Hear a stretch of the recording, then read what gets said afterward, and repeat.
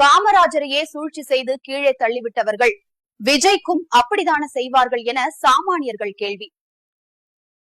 திமுக ஆரம்பிச்ச காலகட்டத்திலேயே அந்த கட்சி அரசியல் எதிரியா பார்த்தது காமராஜர் அவர்களை தான். ஒரு நேர்மையான அரசியல்வாதியை நேருக்கு நேர் சந்திக்க திராணி இல்லாத திமுக முதல்ல அந்த நேர்மையான அரசியல்வாதியோட குடும்ப பெண்களையோ குடும்பத்தையோ அவமதிச்சு பேசுவாங்க. அப்படிதான் காமராஜரை கருவாட்டுக்காரி மகன்னு கருணாநிதி விமர்சனம் செஞ்சாரு. அதுக்கு காமராஜர் தூண்டு போகல. இதுக்கு அடுத்த கட்டமா அவர் மேல பொய்யான ஊழல் குற்றச்சாட்டுகளை முன்வைச்சது திமுக. காமராஜர் சுவிஸ் வங்கியில பணத்தை பதுக்கி வச்சிருக்காருன்னு பொய் பழி சொன்னது திமுக. இது மட்டும் இல்ல, அடையாறுல காமராஜருக்கு சொந்தமா பங்களா ஒண்ணு இருக்குன்னு பொய் பிரச்சாரம் பண்ணாரு கருணாநிதி. ஆனா ஜெயிச்சதுக்கு அப்புறம் அப்படி ஒரு பங்களாவே இல்லன்னு சொன்னாரு. திமுகவோட உச்சகட்ட தாக்குதல் உருவக்கேலி செஞ்சு தனி மனித தாக்குதல் நடத்துறது. தமிழக முதல்வரா காமராஜர் பொறுப்பேற்றதை ஜீரணிக்க முடியாத கருணாநிதி தான் சொந்தமா வச்சிருந்த முரசொலி பத்திரிகை மூலமா தன்னோட வன்மத்தை தீர்த்து கட்டினாரு. அவர் வரைஞ்சி வெளியிட்ட ஓவியங்களை நீங்களே பாருங்க.